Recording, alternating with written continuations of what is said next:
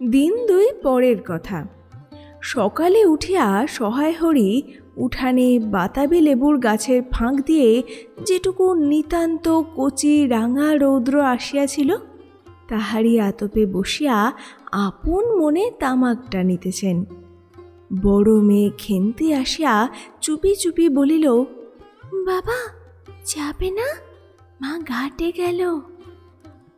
সহায় হরি একবার বাড়ির পাশের ঘাটের পথের দিকে কি জানি কেন চাহিয়া দেখিলেন, পরে নিম্ন স্বরে বলিলেন, যা সে কি শাবলখানা নিয়ে আয় দেখি।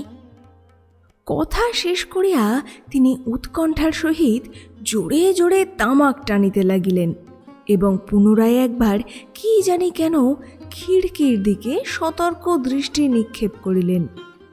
ইতিমধ্যে প্রকাণ্ড ভারী একটা লোহার শাবল 2 হাত দিয়া আঁকড়াইয়া ধরিয়া খেন্তি আসিয়া পড়িল। তৎপরে পিতা পুত্রীতে সন্তর্পণে সম্মুখের দরজা দিয়া বাহির হইয়া গেল।